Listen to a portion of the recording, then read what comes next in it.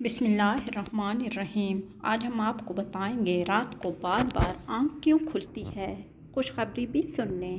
اکثر لوگوں کو نیند کی کمی کی شکایت رہتی ہے، جبکہ کچھ لوگوں کو کاروبار یا کسی اور مالی مشکلات کی وجہ سے بے چینی رہتی ہے، اور کچھ لوگ غم اور فکر کی وجہ سے سو نہیں پاتے۔ تو یہ بھی آپ کے فائدے کے لیے ہوتا ہے۔ اللہ تعالیٰ اپنے بندوں سے بہت محبت فرماتے ہیں۔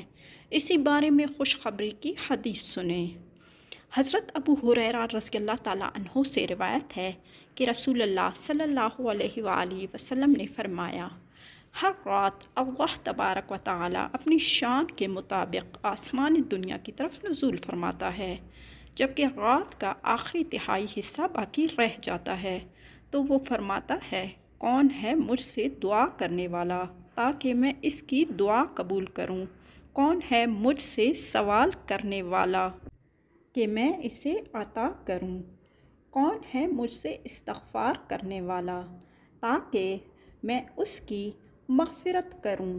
اس حدیث کو امام بخاری رحمۃ اللہ علیہ نے روایت کیا ہے۔ ہر رات پچھلے پہر اللہ تبارک و تعالیٰ آسمان دنیا پر نزول فرماتا ہے اور اعلان کرتا ہے کوئی مجھ سے دعا کرنے والا کہ میں اس کی دعا قبول کروں؟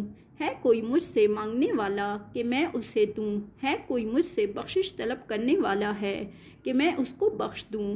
یعنی اللہ سبحانہ و تعالیٰ یہ پسند کرتا ہے کہ رات کے اس حصے میں اس کے بندے اسے پکاریں، اور وہ بندوں کو اس بات پر بھی ابھارتا ہے، چنانچہ وہ فریادی کی پکار کو قبول کرتا ہے، اور وہ پسند کرتا ہے کہ لوگ اس سے جو چاہیں مانگیں اور وہ انہیں نوازے، اور وہ پسند کرتا ہے کہ لوگ اس سے اپنے گناہوں کی مغفرت چاہیں، پس وہ اپنے مومن بندوں کو بخشتا ہے، اور طلب سے مراد شوق اور رغبت دلانا ہے۔ اور یہاں پر نزول سے اللہ تعالیٰ کا نزول حقیقی مراد ہے، جو اللہ جل جلالہ کی جلالت شان اور کمال کے لائق ہے۔ مخلوق کے نزول کی طرح نہیں۔ نزول کی تعویل رحمت کے نزول یا فرشتوں کے نزول یا اس کے علاوہ سے کرنا درست نہیں، بلکہ اس بات پر ایمان لانا ضروری ہے کہ اللہ تعالیٰ آسمانی دنیا پر اپنی جلالت شان کے مطابق نازل ہوتا ہے، بغیر کسی تحریف، تعطیل، تکییف، تمثیل کے، جیسا کہ اہل سنت و جماعت کا عقیدہ ہے۔